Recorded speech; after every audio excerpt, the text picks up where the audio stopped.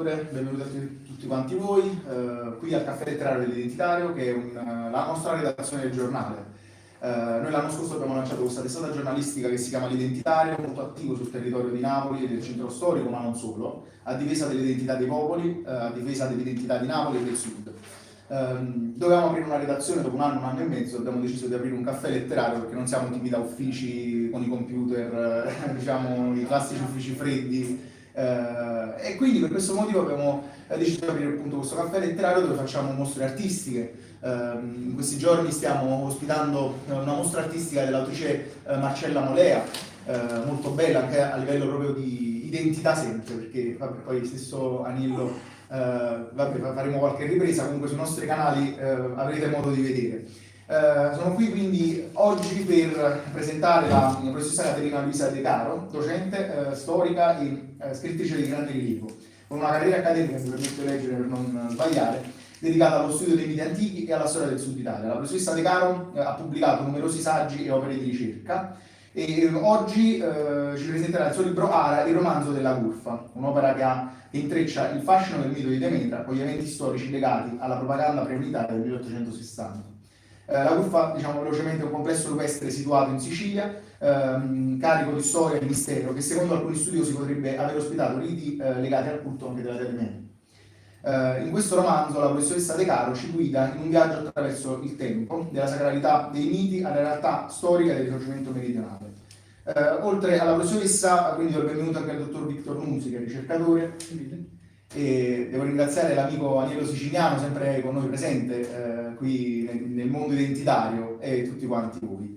Professoressa De Caro, mi può raccontare come è nato questo progetto letterario e cosa l'ha ispirato a intrecciare il mito di Demetra con la storia del 1860? Allora, il mito del romanzo, diciamo, è nato da una riscoperta di un territorio e di una popolazione che è stata poco studiata. Considerando il fatto che Graves, che è stato uno dei più grossi studiosi di mitologia, ha fatto combaciare la nascita dell'Odissea con gli Elimi, che è una delle popolazioni siciliane, e mi sono accorta che stranamente il mito raccontava dei luoghi specifici della Sicilia e in particolar modo univa quello che era la sacralità del territorio con quello che era la sacralità delle acque. Non per niente questa popolazione ha una identità nella loro divinità che si chiamava Ibla, la quale prende e dà nome a vari posti e vari luoghi in Sicilia. Qual era la caratteristica di questa divinità? Che è associata a una divinità presente anche nel mondo indiano, e quindi con la riscoperta degli ultimi anni, soprattutto rivedendo il linguaggio, che è la fonte principale poi delle vere scoperte che riguardano sia l'archeologia che l'archeastronomia che la vera e propria filologia, ci si è accorti che molti termini sanscriti si ritrovano anche nel siciliano, e allora unificando tutte le varie scoperte nel corso degli anni, aiutata soprattutto da professori molto valenti sia in ambito universitario che ricercatori specifici e specialistici, è venuto fuori questo mega saggio, ma bisognerebbe ritornare alla matrice di tutte le conoscenze, che è proprio il libro e la fonte originaria, perché raccontare di un fatto come se fosse il mio, ma in realtà l'hanno detto in precedenza altri, non è che dà merito a me, dà a me demerito, perché non potrò mai diventare grande tanto quanto loro.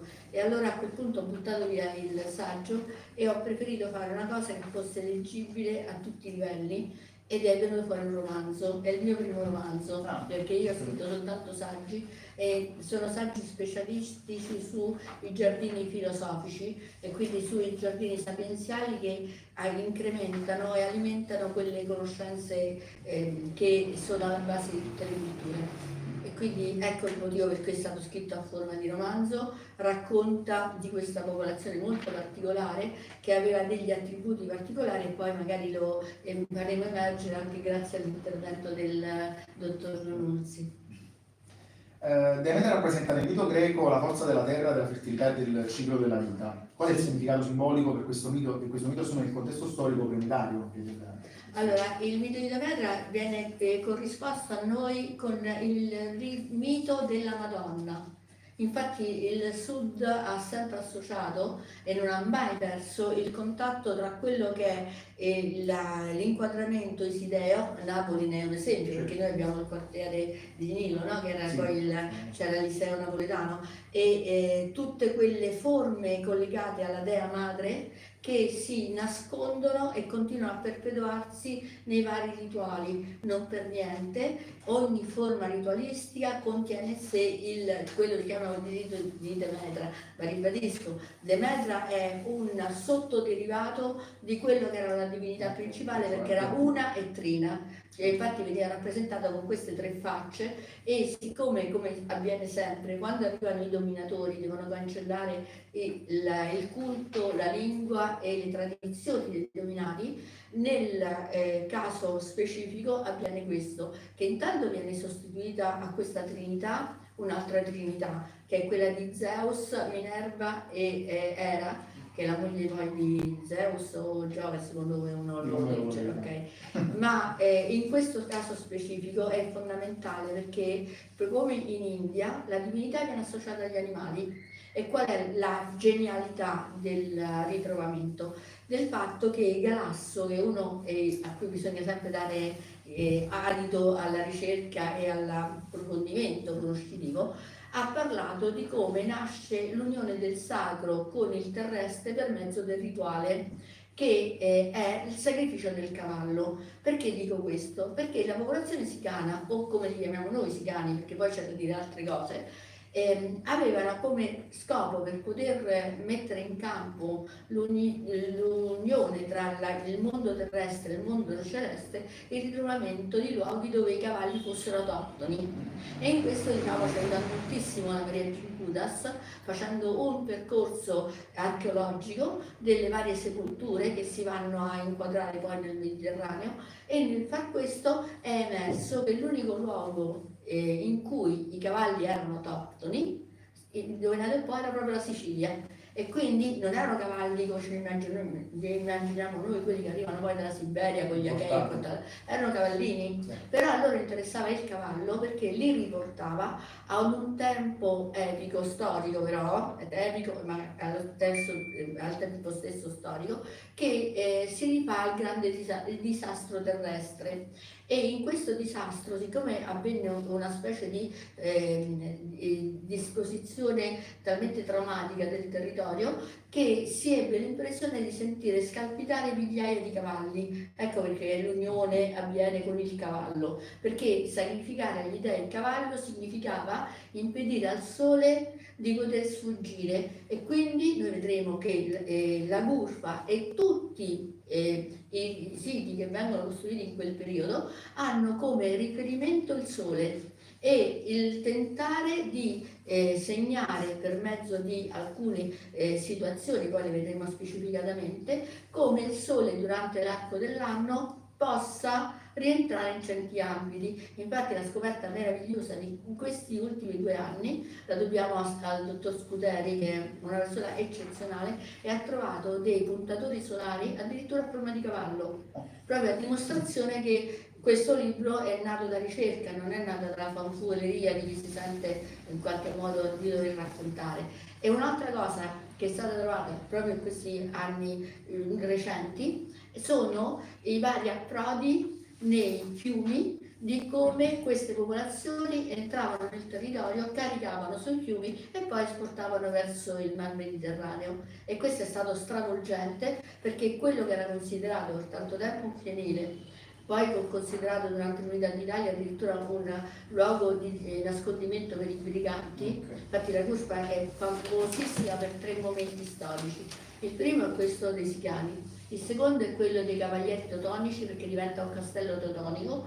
I teutonici erano i Cavalieri Templari a guardia di Federico II, e il terzo è nel momento dell'Unità d'Italia, e quindi, come vedi, rientra proprio nel percorso per cui abbiamo intitolato questo convegno dal mito di Demetra all'Unità d'Italia. diciamo che dovremmo essere strettamente legati a questo racconto, proprio perché appunto è un ponte con i temi che trattiamo quotidianamente, voglio dire. Esatto. A questo punto poi, visto che noi spesso veniamo attaccati, che magari non siamo storici quando abbiamo delle tesi, quando portiamo avanti dei documenti, in questo caso noi abbiamo una storica che quando parla, quando si esprime è perché tutto questo è frutto delle sue ricerche, no? della divulgazione e anche delle abilitazioni che vengono riconosciute dallo Stato, perché non ce lo dimentichiamo mai. Cioè una cosa è essere un ricercatore libero e un'altra cosa è che lo Stato in qualche modo ti riconosca il titolo che tu porti, perché rappresenta anche loro, cioè l'istituzione non può riconoscerti se in qualche modo non hai un'inquadratura, un inquadramento, perché una cosa può fare un giornalista. Noi ne abbiamo un esempio, Pino Aprile, che tra le altre cose conosco molto bene, è un ottimo giornalista, ma non è uno storico, tant'è vero che viene attaccato per delle sue impuntature, perché il suo scopo è quello di creare lo scandalo. Lo storico non ha bisogno dello scandalo, perché il fine dello storico è quello del dare il senso del perché le cose avvengono in un determinato modo e in una determinata maniera. Il giornalista invece vive nello scandalicismo perché è quello che gli fa vendere. E poi c'è il romanziere, perché io vorrei dire anche una cosa fondamentale a tutti coloro che mi ascoltano, che si fa molta più storia vera con i romanzi. Per esempio, se qualcuno avesse la possibilità di poter leggere di Pirandello I vecchi e i giovani, c'è molta più controstoria lì di tanti racconti o libri pubblicati e pubblicistici che alimentano una certa corrente, perché Pirandello, cioè stiamo parlando di Pirandello, premio Nobel, quando lo scrive perché la sua famiglia aveva partecipato attivamente e ha visto sia la fortuna sia la sfortuna di una certa ideologia, e quindi per questo dico sempre: non fidatevi se non avete il contenuto, perché il contenitore è bello, ma poi quello che vale è il contenuto. Nei suoi studi ha spesso evidenziato il legame tra mito e identità culturale. Secondo lei quanto è importante quindi scoprire questi miti per comprendere meglio la nostra storia e il nostro presente? Allora, intanto il concetto di mito è fondamentale, perché? Perché nel mito c'è una stratificazione culturale. Cosa significa? Che l'individuo si ferma lì dove è arrivato a livello conoscitivo.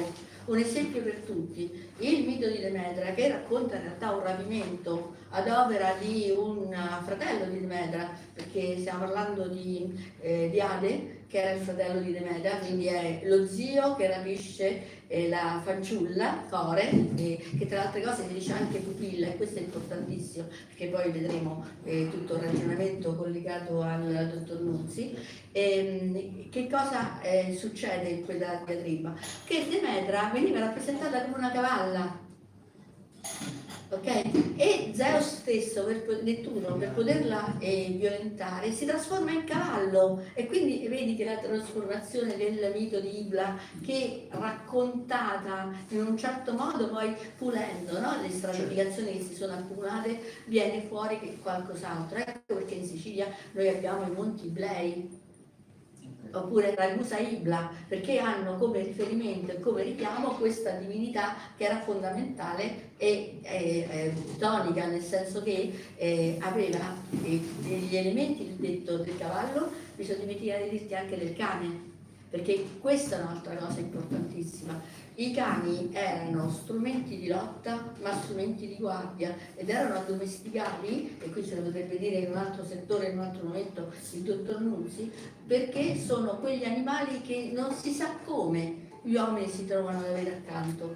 E poi ultimo, non ultimo, il serpente, che è il simbolo della sapienza più grande. E in tutto questo da legame lo fanno le api, e qui il dottor Nuzzi mi è venuto a dare una mano proprio perché ha approfondito questo tema. Sì, volevo collegarmi innanzitutto appunto per aprire quello che sarà la mia breve trattazione sull'importanza, rinnovando l'importanza del mito, all'interno del quale si nasconde quelle che sono state memorie millenarie che poi ad un certo momento, tramandate oralmente ovviamente, che ad un certo momento si sono consolidate in testi scritti, e talvolta all'interno di questi testi scritti ancora sorprende la capacità descrittiva, quindi anche tutta una serie di connessioni che vengono proposte all'interno di questi brani, che parlano spesso, appunto, come abbiamo visto, del mondo di divinità, che però ripercuote, diciamo, ha un eco sulla realtà molto, molto potente, molto interessante. La figura di Ade che emerge per aprire la fanciulla e che crea un terremoto talmente tanto tremendo tale per cui la Sicilia sia staccata dalla penisola, è già una reinterpretazione forse di qualcosa che è accaduto veramente. Ecco, il bello del mito è che alcuni aspetti resteranno sempre nell'oscuro, ma tanti altri sono analizzabili.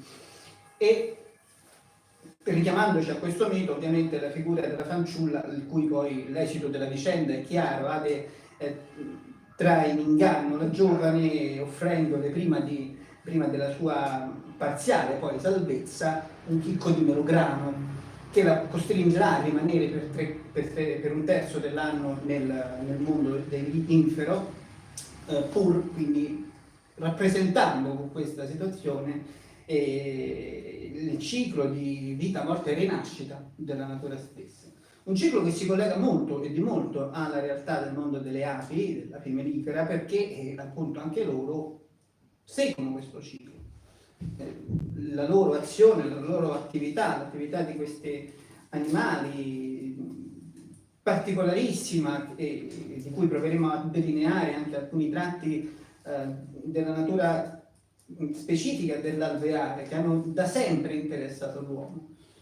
Sono significativi e troviamo informazioni circa quello che è il prodotto di produzione, la produzione finale, quindi il miele stesso, il prodotto delle api, sin dai tempi più remoti, ecco, già nella letteratura del vicino Oriente Antico, quindi nei testi provenienti dalla città di Ebla, che tra l'altro è stata una città fondamentale per quanto ci riguarda, perché è stata portata alla luce e analizzata tantissimo da un ricercatore italiano, Mattiae, e ancora nei testi provenienti dalla città di Lagash, quindi siamo intorno tra il 3000 e il 2500 a.C., già si fanno riferimenti a questa sostanza dolce di miele che viene utilizzato in ragione della sua particolarità e delle proprietà che esso stesso ha, e che sono comprensibili già da alcuni testi che, di carattere amministrativo, che però ci dicono il prezzo di questo alimento rispetto agli altri alimenti dolci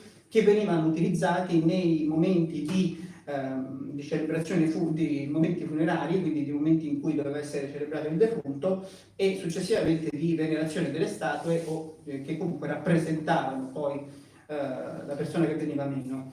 Il costo del prezzo del miele è elevatissimo rispetto agli altri alimenti dolci, proprio perché, soprattutto in una regione come quella della Mesopotamia, poterlo ricavare non era facile, ma diciamo, veniva comunque importato a caro prezzo proprio in ragione della sua importanza. Un'importanza che si ripercuote nei testi babilonesi, in quanto in un periodo successivo, quindi siamo intorno al 1900 a.C., dove già è più accorta la descrizione dell'utilizzo di questo elemento, di questo alimento, un alimento che ha delle proprietà particolari che viene utilizzato nella medicina, e nei testi di medicina babilonese si consiglia l'uso del miele mischiato all'acqua e ad altre sostanze per poter curare anche insomma, le malattie, il malato, e sappiamo oggi insomma, benissimo che il miele utilizzato in combinato disposto con alcuni elementi è diciamo, benefico e addirittura può curare in parte, accelerare il processo di guarigione delle ferite stesse. Il miele poi anche nella realtà mesopotamica, e questo ci ricollega sempre al mondo del mito, è connesso a due realtà specifiche. Da una parte lo troviamo legato a due figure molto interessanti all'interno della mitologia mesopotamica, che sono le due divinità spose e comunque più giovani dei miti, che sono la dea Inanna e la divinità Dumuzi, la cui vicenda richiama anche in parte il mito di Demetrio, in quanto è forse anche un po' al contrario, nel senso che la storia di queste due divinità che vivono un amore intensissimo e il miele è partecipe all'interno della camera più sacra, quindi del momento dell'unione tra le due divinità, tra i tanti doni che la divinità maschile porta e diciamo con la quale arricchisce la stanza diciamo, per l'esecuzione poi delle attività amorose tra le due divinità, c'è anche il miele. Quindi questo è anche un elemento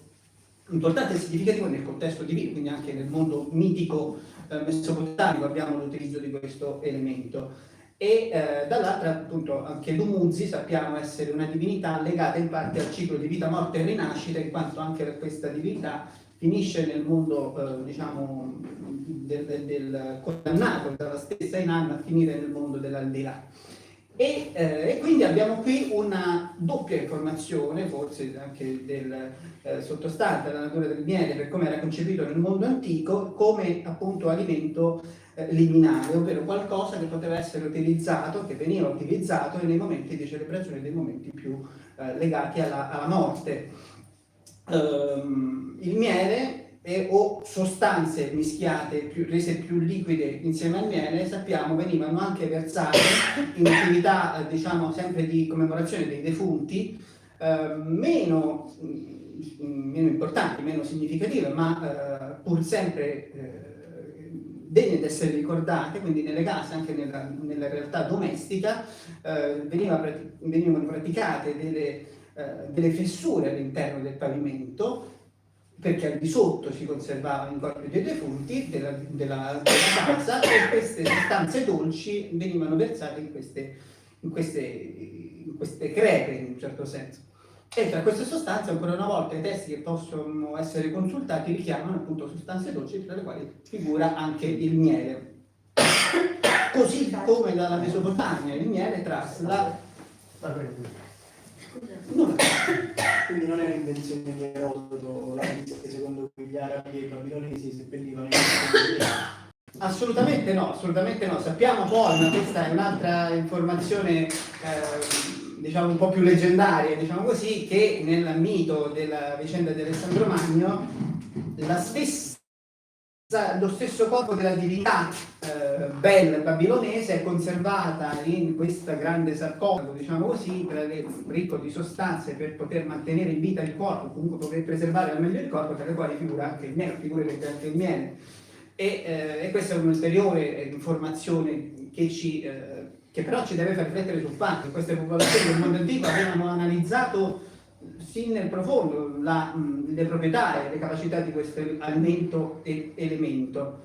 E dal Mediterraneo, cioè dal vicino antico al Mediterraneo orientale, il passo è breve, e sappiamo che nel mondo greco e nella letteratura greca e latina il miele è soprattutto la realtà, quindi ci spostiamo un attimo dalla sostanza alle protagoniste vere e proprie, quindi le api. Il mondo delle api viene ampiamente analizzato, ampiamente diciamo così, studiato e utilizzato a modello, ed è un modello che anche qui ed è interessante capire come i modelli spesso poi cambiano al cambiare degli eventi storici e dei momenti storici.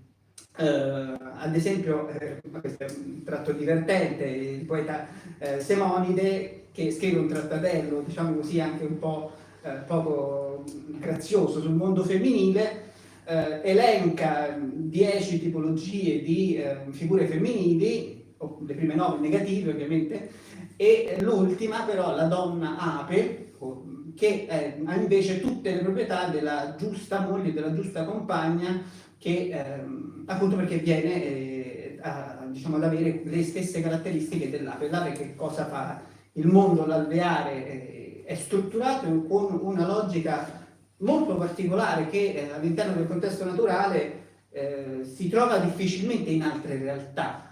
È una realtà che si riunisce diciamo, intorno a questa figura dell'ape re, ma poi si scoprirà nel tempo che era poi la regina, e tutto il lavoro, tutta l'opera viene ad essere un modello sociale, quasi naturale in un certo senso. Ecco, questi animali vivono la realtà in questo modo, e in assenza di questa struttura non saprebbero neanche esistere di fatto. E quindi questa particolarità della realtà dell'alveare poi è servita tante volte come modello in tante strutture nel tempo, ma tra i vari esempi, e questo credo possa portarci anche alla conclusione, evitando tutte le possibili ulteriori connessioni con le letterature varie latine o le varie analisi che sono state fatte sul mondo dell'alveare connesso con il mondo naturale. Sappiamo che un alveare si può, e sapevano gli antichi, ci hanno raccontato, ci hanno scritto nelle analisi che un alveare, che per costruire l'alveare le api cercano una fonte d'acqua pura e disprezzano gli odori troppo forti, gli olezzi troppo disdicevoli, e perché sappiamo che per costruire poi una città, per costruire una realtà urbana occorre un corso d'acqua, più puro possibile, diciamo così, e l'organizzazione sociale, dell'organizzazione sociale ne abbiamo già parlato, e l'attività stessa delle api poi nei vari momenti della storia è stata utilizzata come esempio per le varie attività culturali, perché di fatto le api svolgono poi un'azione fondamentale che è l'impollinazione, cioè la distribuzione nella loro opera, nella loro attività, e è stato talvolta rappresentato come un esempio per il mondo poetico rispetto alla letteratura più in generale, e direi che in sostanza anche quello che cerca, l'attività che cerca di fare lo storico, credo sia un po' questo, cercare di contestualizzare, passare di informazione in informazione per poter arricchire il contesto generale, e questo sembra essere l'unico scopo e forse lo scopo migliore per poter proseguire in quello che è poi il futuro dell'organizzazione sociale. E quindi questo era un po', vuole essere un po' la mia condivisione, che è un passaggio da quelle che sono delle conoscenze che, ribadiamo, solo per chiudere insomma, il ragionamento, talvolta non abbiamo certezza da dove ci derivino, ma quando troviamo delle fonti scritte nel merito sappiamo che erano già state analizzate in un contesto non scritto, e per il ruolo che hanno avuto, per l'importanza che viene attribuito, sono state poi messe per iscritto. Da una semplice analisi di carattere economico, culturale, cultuale, si passa poi a tutta una serie di rappresentazioni, di raffigurazioni, ma anche di utilizzo di questa realtà singolare che è quella dell'alveare, singolare che è quello del mondo delle api, con il contesto sociale umano.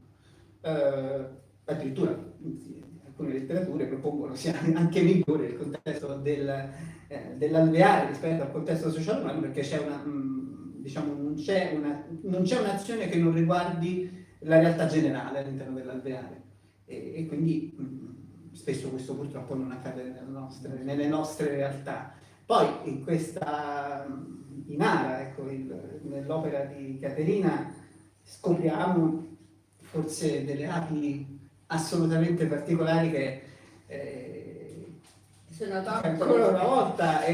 ancora una volta il mondo naturale ci sorprende, delle api autoctone che, a differenza di tutte le altre api di cui abbiamo raccontato fino adesso, invece operano nel periodo invernale e creano un miele con delle qualità, non che l'altro non ne abbia, ma delle qualità completamente differenti, il periodo è differente, e che sembrano essere anche molto più benefiche rispetto al classico miele prodotto dalle api. Forse su questo ci sarebbe ancora e ci sarà ancora molto da provare a ricercare, provare a studiare, e quando ho conosciuto Caterina e quando poi ha approfondito la sua ricerca, la sua proposta, questa indagine fondamentale, significa risvegliare le memorie, riportare alla luce e dare veramente una nuova direzione a quello che è, forse sono delle conoscenze rimaste per troppo tempo nell'oblio, che però anime coraggiose possono riportare in vita e farci capire, ecco, che dalla natura ancora si può molto imparare, e quindi continueremo a fare il mestiere delle api. Cosa dovremmo imparare dalle api? A questo punto faccio anche le... Allora, guardi, intanto potremmo imparare una cosa, che gli antichi avevano imparato molto, perché queste società che si muovevano nel Mediterraneo, almeno originariamente prima che arrivassero gli Achei, o i Solani, come si chiamano sotto un altro aspetto, erano società che si muovevano utilizzando le sacerdotesse come punto referente della politica e della struttura della comunità. E come le api sono di matrice, diciamo, femminile, così le nostre comunità venivano gestite da sacerdotesse che avevano delle conoscenze che erano anche a livello terapeutico. Infatti, come giustamente ha detto il dottor Brunzi, la particolarità delle api siciliane e non sicane, siciliane, che sono autoctone e sono api nere, che sono diversissime da quelle africane perché sono molto, non sono aggressive, si nutrono in particolar modo di carrubo e di tutto quello che viene prodotto dalla natura durante l'inverno, dando al miele una capacità di tipo antibiotico. Per questo è collegato alla curva, questa struttura meravigliosa, perché la curva è un santuario e quindi nella curva si attuavano tutti quei medicamenti, quei modi che erano collegati alla salute. E nel santuario che cosa avveniva? Intanto la distribuzione del miele proprio per quello che riguardava i problemi collegati all'inverno, ma quello che è ancora più importante, nel santuario avveniva la guarigione nel mezzo della musicoterapia, e quindi noi abbiamo esempio, no? C'è il grande De Martino, che è stato uno dei più grandi antropologi del Novecento, che ha messo in risalto come le tarantolate altro non era che un modo curativo di un aspetto che dalle donne veniva tirato fuori. Poi il Freud, che nel frattempo aveva un po' pasticciato così, parlava di isterismo, ma dietro c'era tutto un rituale collegato al sacro, perché le tarantolate non erano viste come isteriche, ma erano viste come sacerdotesse sacrali di un bisogno della collettività. E quindi il tarantolato, la tarantolata, il ballo stesso ha tutto un richiamo a questa civiltà antica, dove il ballo esprimeva, per esempio il ballo del labirinto, il nascere, il sorgere, il calare del sole. Non per niente la rotazione del ballo, per esempio in Grecia c'era il sittaki, no? Che dà proprio modo di roteare, è la stessa rotazione che ha il sole durante il solstizio invernale o quello diciamo estivo. E questa cosa è fondamentale, perché cosa dà modo da pensare? Che gli antichi conoscevano per esempio le rocce, cosa che noi abbiamo completamente perso, cioè le rocce su cui costruivano queste popolazioni erano quasi sempre delle arenarie. E perché le arenarie? Perché le arenarie hanno dei contenuti che le altre rocce non hanno. In questa, la curva in particolare, ma ho visto che la stessa cosa si ripropone anche in Sardegna in alcuni luoghi, in quelle che loro chiamano le case delle fate, che ha più o meno una struttura tipo la curva, per capirci. Cosa fa l'arenaria? L'arenaria ha due valori in questo sito, quella rossa e quella gialla. Quella gialla è ricca di silicio e il silicio lo usiamo per i computer. E quindi sono dei trasmettitori, già questo ci dovrebbe far venire qualcosa in mente. L'altro invece, l'arenaria rossa, ha capacità magnetiche e quindi ripropone a livello magnetico il magnetismo terrestre della rotazione precedente, perché noi sappiamo che ogni volta che l'asse terrestre gira, in qualche modo l'arenaria ne contiene memoria, e facendo questo sfruttavano il magnetismo per curare magari dei dolori alle ossa, e che sono tutte cose che oggi abbiamo recuperato, però che una certa medicina allopatica ha sempre tentato, no? Di mettere, certo, perché comunque è una medicina popolare e non controllabile dal sistema. Invece con questo tipo di meccanismo, ribadisco, la musicoterapia, che sembrerà una sciocchezza, però a livello umorale e a livello anche di spinta energetica dà all'individuo la capacità di poter affrontare certi momenti. Non per niente siamo tornati anche a quel tipo di cura. E quindi volevo tornare a finire perché le api nere erano state stravolte dall'arrivo delle api comuni in Sicilia. È grazie a un ricercatore che ha avuto la pazienza di seguire annia per annia che ne ha trovato un mucchietto e le ha portate a Filicudi. Per 15 anni l'Università di Palermo e le varie università hanno tenuto sotto osservazione questa cosa e oggi, grazie a questa ricerca, abbiamo finalmente il miele delle api nere, che vi assicuro è un miele che apparentemente sembra non essere molto diverso, però ha delle capacità che potrebbero essere organiche e non hanno gli stessi effetti degli antibiotici, e non è male, no? Certo. No. Voi so che c'era qualche domanda che volevate. Allora, no, lo posso fare pure io. Caterina, posso farti qualche domanda? Allora, perché i sicani e cosa hanno a che fare con il meridione? Allora, i sicani perché? Perché questa popolazione che noi chiamiamo sicani, lo ribadisco, perché in realtà è una popolazione che si distribuiva in tutto il Mediterraneo attraverso delle migrazioni che segnano la loro storia. Poi ogni paese gli dà il nome che vuole, perché considerando proprio lo sviluppo del percorso che hanno compiuto provenendo dall'Asia e giungendo... Parliamo del secolo più o meno in Sicilia arrivano nel 1800 avanti Cristo, quindi parliamo però del considera che si erano fermati a Roma e che furono cacciati dai romani, perché in qualche modo li vedevano come nemici per quelle che erano le loro affermazioni, quindi vengono cacciati e vengono spinti verso la Sicilia. Lì trovano, come ti ho detto prima, i cavalli e hanno quindi il loro insediamento rimane stabile, ma quello che a noi interessa soprattutto è che riescono a creare questo edificio in un luogo dove convivono 3 fiumi. Chi ha fatto studi sapienziali sa che quando 3 fiumi si incrociano, ad esempio per tutto il delta del Nilo, per capirci, quello viene considerato il triangolo della Dea, e quindi aver avuto la fortuna di trovare una collina che si andasse a posizionare proprio in questo triangolo di 3 fiumi ha dato modo di poter costruire questa struttura che inizialmente era una collina, poi è stata spaccata in 2 tronconi, una parte è diventata una piazza e dove venivano messi i contenitori, e quindi immagina che a quei tempi non esistevano i frigoriferi, e quindi avere dei contenitori che avessero una struttura proprio collegata alla terra consentiva loro 2 cose: di conservare i cibi e soprattutto di avere la possibilità di rendere quei cibi diversi da quelli che fruiva il popolo. Non per niente erano doni che venivano dati alle divinità. E quindi chiudevano queste, diciamo, pozze con delle lastre di legno o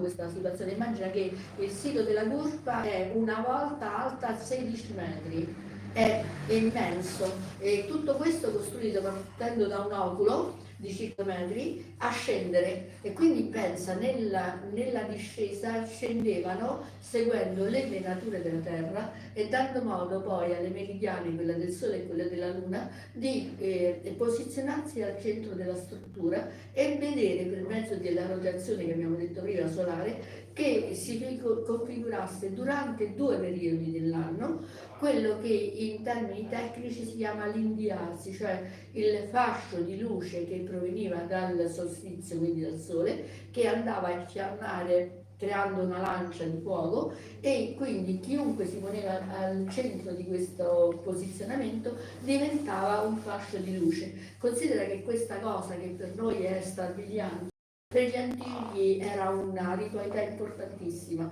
Ne parla addirittura il Vangelo, no? Quando Gesù ascende con gli apostoli e viene trasportato, loro dicono trasportato nel carro di Elia, ma in realtà è il fascio di luce che lo trasforma, perché diventa un iniziato, cioè colui che ha perso la dimensione terrestre e ha acquisito la dimensione astrale, e quindi figlio delle stelle. Perché... Allora, Caterina, scusami, io vorrei rimanere un poco nel romanzo. Ci sono alcuni personaggi, no? Come Mataka, puoi parlare un po'? Allora, che cosa sono questi personaggi? Così Per spiegare, facciamo capire il romanzo. per spiegare come avviene il passaggio dalla divinità trina alla divinità mitologica che hanno assorbito i greci, perché questo è il vero passaggio tra questa popolazione che credeva in questa divinità triforme, che poi è il nostro, se consideri anche noi abbiamo sostituito il femminile al maschile, ma c'è sempre questa triformità in cui c'è il Padre, il Figlio e lo Spirito Santo. E i greci che cosa fecero? Allora, reputarono il racconto di questa popolazione giusta, e noi come possiamo dimostrarlo? Perché i luoghi narrati del mito esistono in Sicilia. Ci sono tutti, abbiamo il lago di Pertusa, abbiamo i vari posizionamenti, e poi considera solo che il lago di Pertusa, come giustamente ha detto il dottor Nunzi, è un lago particolare perché emana un odore talmente tanto sgradevole dato dal zolfo, dal petrolio che c'era intorno, ed era sempre coperto da una fitta nebbia. È chiaro che lì viene associato il rapimento di Core, perché Core è la fanciulla che gioca, e gioca attraverso il simbolo, no? Il simbolo, tu sai, il giglio, rappresenta la purezza, e viene preso da questa creatura infernale che è, diciamo, dell'oltretomba. Tra le altre cose, il lago di Pertusa ha una caratteristica, che diventa rosso d'estate. Perché? Perché ci sono dei gamberetti che crescono soltanto in quella situazione, moltiplicandosi danno colore rosso al lago, quindi loro associano il momento del diventare rosso al rapimento, perché noi consideriamo la parte del mito come Demetra, che c'è l'inverno e quindi non produce la natura. Gli antichi non avevano questa visione, per loro quello che noi consideriamo inverno era l'estate. Perché nell'estate che cosa avveniva? Che i campi venivano bruciati e quindi si pensava che non ci fosse più il ritorno del grano, del bene. E allora l'estate è per noi, diciamo, proprio l'inverso, vedi come? E quindi quando arrivano gli Achei che provengono dal Mar Baltico, provengono dalla Siberia, provengono da questi luoghi che il sole lo vedevano in maniera diversa, è chiaro che gli si stravolge il tutto, perché danno alla connotazione, alla conformazione del tempo un'altra valenza, e allora ecco che viene questo rivolgimento.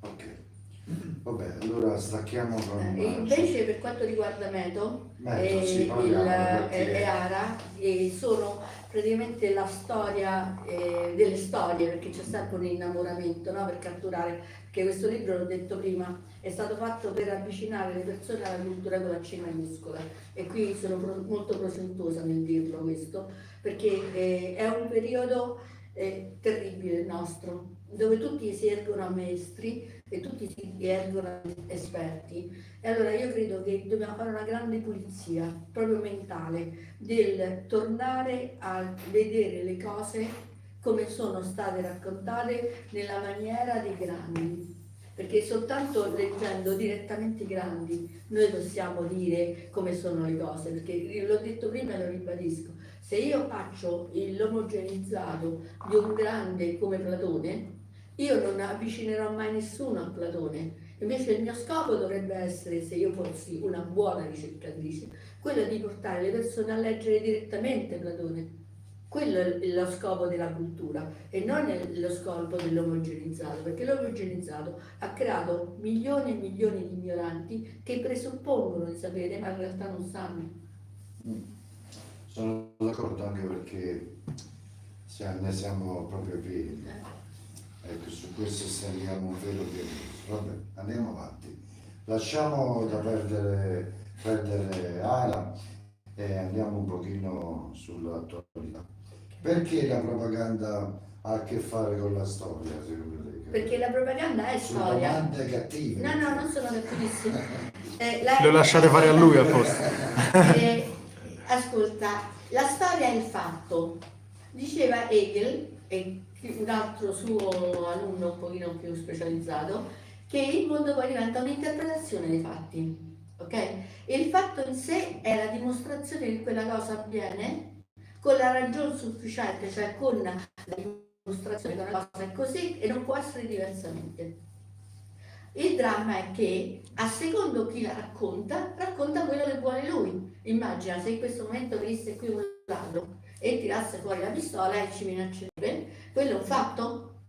Però uno comincia a dire no, poveraccio, perché è la società che lo spinge a fare il ladro. Un altro dice no, bisogna eliminarli perché lui dà l'esempio agli altri di poter proseguire in quella maniera. Un altro ancora dice dovremmo pensare alla sua adolescenza che lo ha portato. Vedi, queste interpretazioni danno modo di capire in che epoca viviamo, perché è sempre l'ideologia che dichiara l'epoca, non il fatto, perché il fatto in sé è, per esempio, che il regno delle due Sicilie è un regno particolare, in quanto è un regno che ha avuto il passaggio di tante dominazioni e comunque ci ha saputo sempre fare, perché ha imparato a resistere e a desistere da quei modelli che sono stati dominatori, trasformando il dominatore in dominato.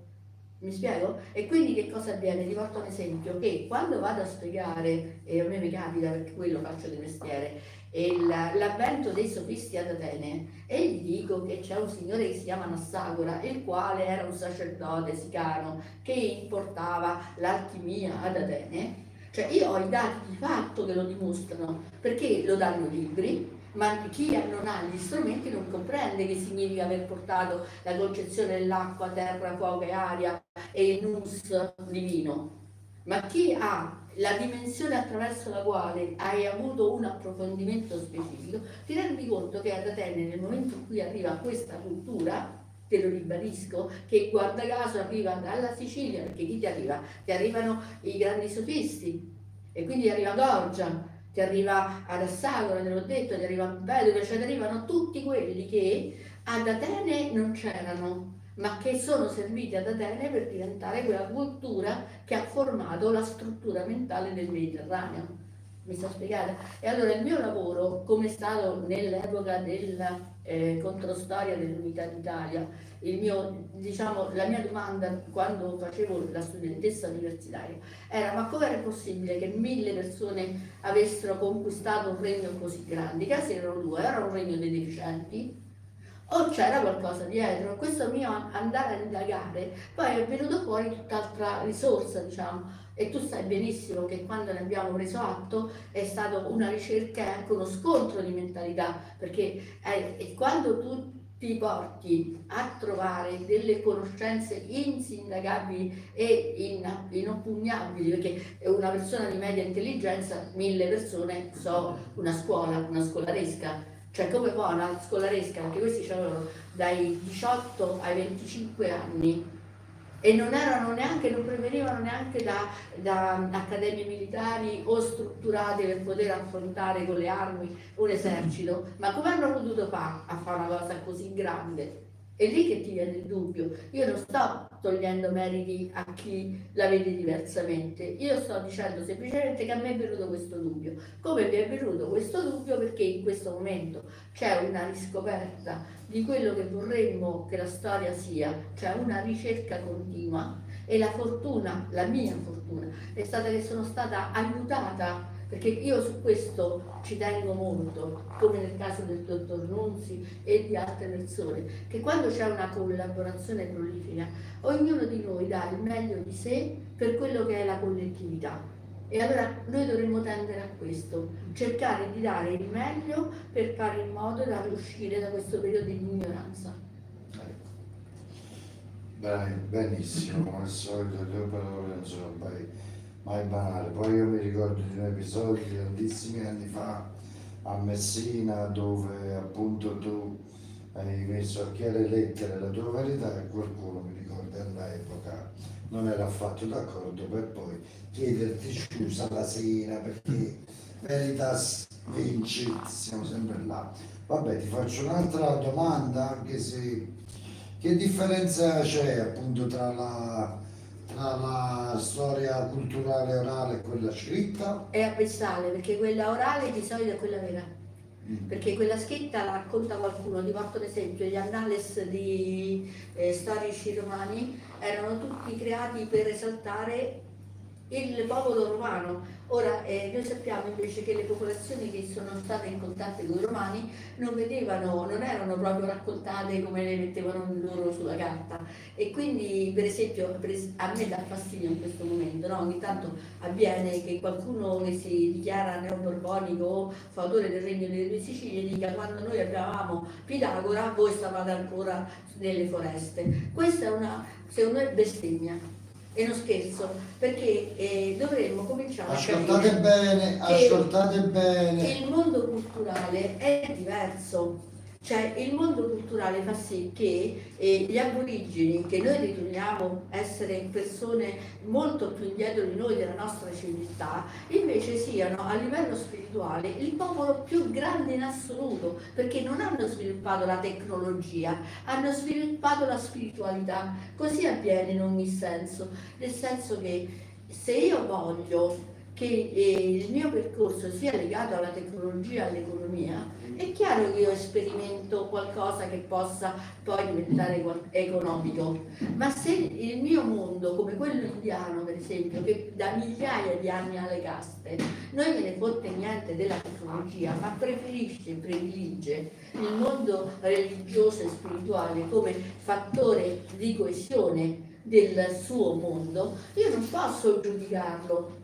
E questo è il diventare colto, perché il giudizio castra una visione.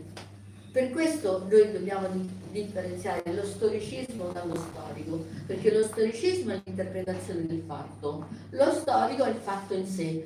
Per cui facevamo prima la discussione, ricordi, sulle ideologie. Sì. Questo momento è un momento di grandi ideologie, però che non hanno contenuto, perché basta poco per accorgersi che quando tu tiri fuori una visione nuova, chiamiamola così, tipo di mondi nuovi, di universi nuovi, di imperi nuovi, eccetera, basta un semplice libro di geografia, 3 testi fatti con Cristo comanda e hai distrutto centinaia di migliaia di credenze che ti portano alla fruizione, alla creazione di un mondo che non è mai esistito. Mi sto spiegando? Diciamo miti moderni. Miti moderni, Sì, ecco. i famosi Che miti hai moderni. capito benissimo. Sul quale saliamo sempre un velo pietoso, perché in molti casi sono meglio. Cerchiamo di levarne meglio, cerchiamo di capire un po' di più la storia. Vabbè, Caterina, questa ti è dovuta perché poi siamo sempre là, a me piace punzecchiarti. Perché ti sei interessato allora alla vera unità d'Italia, diciamo? Perché sono siciliana e ho vissuto sulla mia pelle il fatto di essere migrante. Ora dice il buon Adler, che era un discepolo di Freud, e ogni persona grande dietro di sé ha un complesso di inferiorità. Quindi io che l'ho vissuta sulla mia pelle, perché vi ricordo che 60 anni fa c'era il cartello un po' i meridionali Non si egali, affitta italiani. e quindi non sto parlando di un mondo che non è esistito, sto parlando di un mondo che io ho vissuto. Ma esiste ancora, attenzione. E allora immagina come sono potuta crescere in un mondo del genere. E poi ringraziando il cielo, perché i capri espiatori cambiano a secondo la storia, no? Passato quello dei meridionali, poi almeno dove abitavo io è arrivato quello dei cileni, poi è arrivato quello dei russi, poi è arrivato quello dei polacchi, poi è arrivato quello dei moldavi e via via andando. Perché dico questo? Perché invece di acquisire quello che poteva essere una forza, si denigra facendo diventare la forza qualcosa che è inferiore. Non per niente, tu basta solo che vedi chi si è beccato i premi Nobel, è difficile, almeno per la letteratura, che siano, diciamo, almeno forse è stato uno dei settentrionali, giusto? Sì. E Carducci, se non sbaglio. Il resto sono tutti meridionali, perché? Perché alla fonte c'è una ricerca vera. Infatti io lo dico sempre, il Sud ha un dramma, l'ignoranza del popolo minuto, che diventa per alcuni l'ignoranza del Sud, mentre invece la cultura del Sud, quella elevata, è quella che ha portato tanto all'Italia quanto al mondo. Un esempio per tutti: Majorana, non ci sarebbe stata la bomba atomica se gli studi di Majorana, che era un siciliano, non avesse in qualche modo aiutato i ragazzi di via Panisperma a muoversi nell'ambito che era proprio tecnologico e innovativo per quel periodo. Esatto. Mi spiego? Cioè spero di non aver fatto Sì. un volo pindarico, però era proprio per motivare. Allora, ultima Sempre che domanda. non si debbano usare poi un po', Antonio. Sì, ma l'hanno usato purtroppo. Ultima domanda, perché ci tengo a fartela, perché so il lavoro che hai fatto laggiù e ti ringrazio. Ci vuoi raccontare un pochino il ritorno in vita dell'Ape Nera? Sì, te l'avevo detto prima, cioè il mio contributo era soltanto quello di capire perché questo tipo di alveare fosse poi così ben radicato nel territorio. E quando ne ho cominciato a parlare, il dottor Nunzi ve lo può dire, cioè io non mi immaginavo che ci fosse un'esplosione pazzesca di gente che è andata alla ricerca del miele, e quest'anno non si è trovato più il miele, perché il fatto di raccontare qualcosa che è concretamente reale, non è una fantasia, cioè non è che ho inventato una cosa e l'ho fatta diventare tale, perché non c'era nessun interesse da parte mia, il produttore non lo sapeva proprio, povero Cristo, e quindi l'ho messo dentro questa puntata quasi di forza. E considera che nel giro di un mese e mezzo è finito il miele, e stanno adesso a marzo tentando di raccoglierlo, perché in Italia è avvenuta una cosa che serve sempre, no? Nel sud, trovare un escamotage perché ci si apra un percorso che è anche economico. Tu immagina, quando io venivo qui a Napoli, sto parlando del 1989, i miei alunni, li venivamo con Pullman, li portavo in quella che poi è diventata la città della scienza, no? Meravigliosa, adesso è bruciata, vabbè, lasciamo, stendiamo un velo pietoso, però li portavo in questo mondo misterico, affascinante, su come si possa anche attraverso un museo ricreare una mentalità che è innovativa, perché è sperimentale. Quanto ha portato quando venivano qui questi ragazzi, e ti giuro che è vero, con il terrore, perché gli si raccontava che i napoletani rubavano, perché c'era di tutto e di più.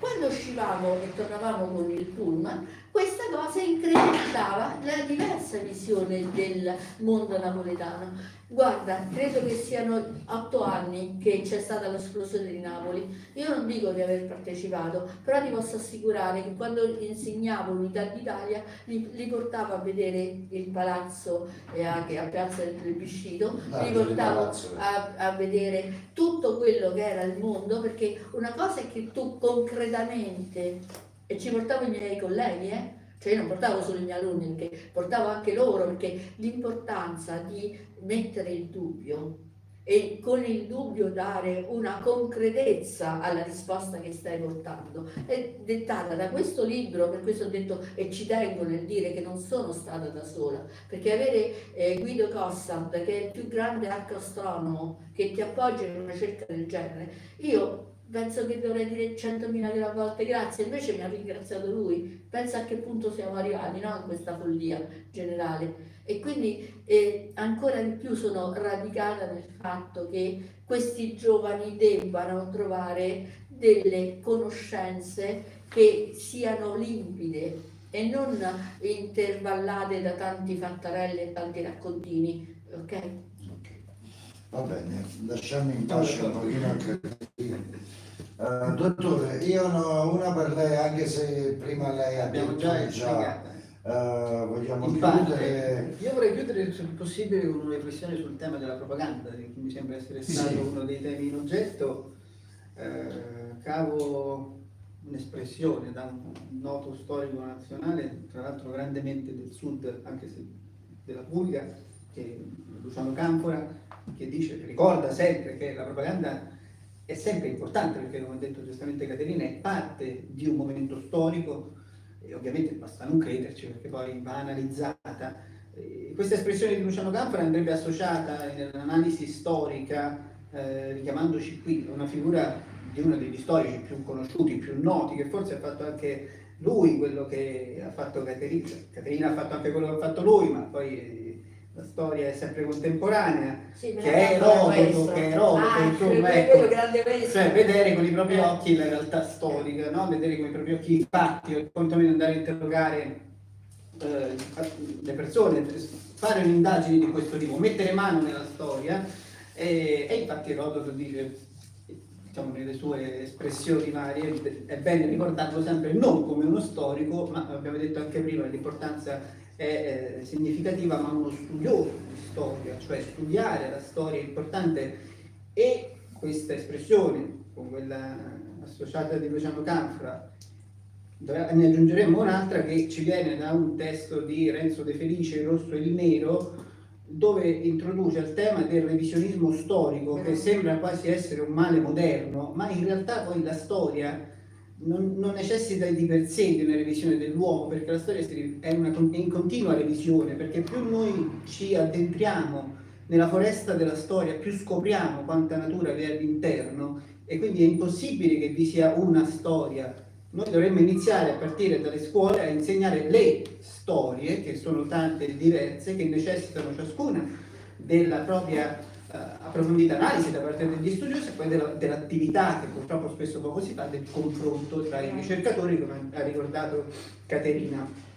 E quindi questa è un po' la mia riflessione finale sull'importanza di approfondire le tematiche, perché ci sono continuamente all'interno di chi poi insomma chi si occupa di storia delle sezioni che non sono state verificate, che sono state diciamo così appianate da volontà politiche, da volontà economiche, da necessità di popoli che però sono figlie di un momento storico, di un momento nel tempo, però poi quando il tempo matura, come tutti i frutti, questa con la storia non è un fiume che scorre, ma forse è proprio come il miele, un elemento viscoso dove bisogna mettere le mani e rimane attaccato a qualcosa, perché è comunque qualcosa di concreto che nelle varie sfumature può essere approfondito. E quindi ecco, questa era la mia riflessione in conclusione, perché anche io personalmente poi mi occupo di storia, della storia del vicino Oriente Antico, abbiamo detto prima, provando ad allacciare le varie tematiche, e ovviamente è importante quando si studia la storia, quando si studiano tutte